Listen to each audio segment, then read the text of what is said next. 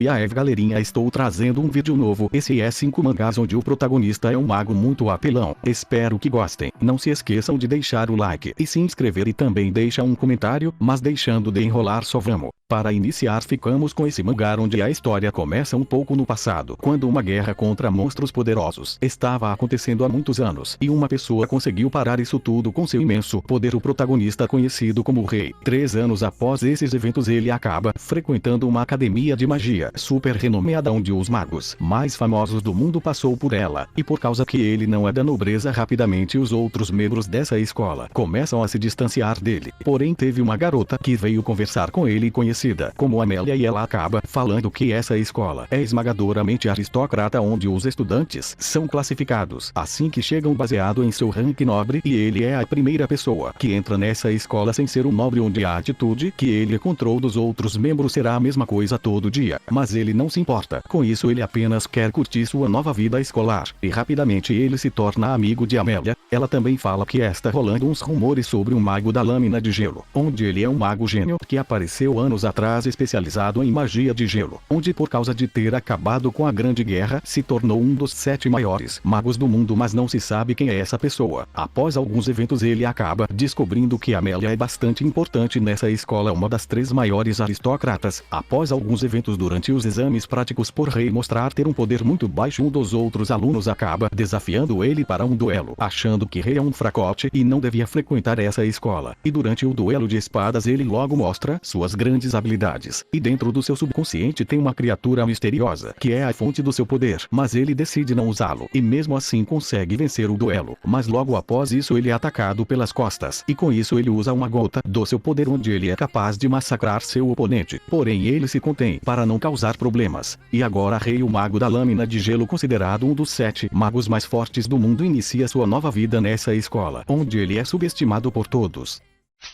Agora ficamos com esse mangá onde a história segue com o protagonista, conhecido como Abel, um jovem garoto que foi abandonado por sua família, tudo isso por causa que eles tinham medo do seu enorme talento para magia, onde ele era capaz de conjurar feitiços sem realizar encantamento. Com isso eles acreditavam que só os demônios poderiam fazer isso, e por causa disso Abel foi humilhado e jogado para fora da sua casa igual a um lixo. Com isso ele começa a vagar sem rumo, congelando no frio sozinho, e para sobreviver ele começou a roubar comida, e seu local para dormir era perto de um esgoto. À beira da morte uma pessoa aparece e pergunta seu nome. Mesmo sem forças para falar com sua magia, ele diz seu nome. Após essa pessoa ver sua determinação e talento, decide levá-lo para ser como seu novo filho. Após 2 anos ele vinha estudando no orfanato da pessoa que tinha encontrado ele, conhecido como Garius. Ele era um grande mago que ficou famoso na capital, com isso ele vinha ensinando magia a Abel. Nesse mundo em que ele vive, os olhos valem mais do que as pessoas, onde a cor dos olhos representa a sua afinidade com magia,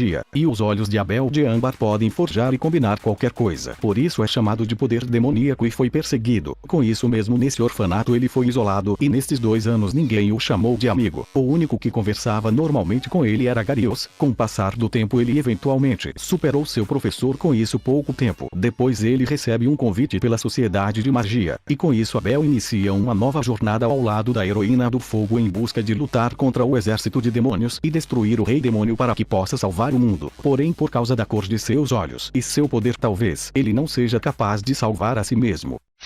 Nesse próximo mangá a história inicia com o protagonista, conhecido como Sam, um escravo corporativo que trabalha para uma determinada empresa, onde até mesmo em sua casa ele tinha que passar horas trabalhando, e mesmo seu hobby sendo os jogos, ele não tinha tempo para fazer qualquer coisa, e mesmo passando esse tempo todo trabalhando ele nunca teve um aumento. Um dia uma mensagem aparece no seu computador falando que ele foi convocado para um mundo diferente. Como ele estava acreditando que era um vírus, ele não seleciona nenhuma opção, e com isso sem respostas essa mensagem acredita que foi uma aceitação. Logo após isso Sam aparece em meio de uma floresta. Como ele estava sobrecarregado do trabalho inicialmente, ele acredita que vai acordar em uma cama de hospital, e é tudo apenas um sonho. E logo ele se depara com Slime. Como é um monstro de jogos, ele acredita se morrer vai ser capaz de retornar. Pouco tempo depois uma mensagem aparece diante dele falando que o monstro foi domado e agora vai obedecê-lo. Sem muitas escolhas ele decide explorar mais para encontrar monstros para matá-lo, e ele acaba encontrando uma casa e entrando nela ele encontra vários livros e após ler um deles ele aprende a magia que estava escrito. Com isso ele descobre que pode aprender qualquer magia apenas lendo e após domar vários slimes ele usa para ler os livros mais rápido. Com isso ele consegue várias outras magias poderosas. Após sair da casa ele depara com um enorme monstro e é quando ele descobre que as magias que ele aprendeu têm um nível destrutivo imenso, derrotando o monstro com apenas um ataque. Após alguns eventos ele descobre que esse mundo não é um sonho mas sim sua nova realidade e agora ele vai ter que iniciar uma nova jornada neste novo mundo como um domador de monstros com várias magias supremas em busca de descobrir todos os mistérios desse mundo de fantasia que se parece um jogo.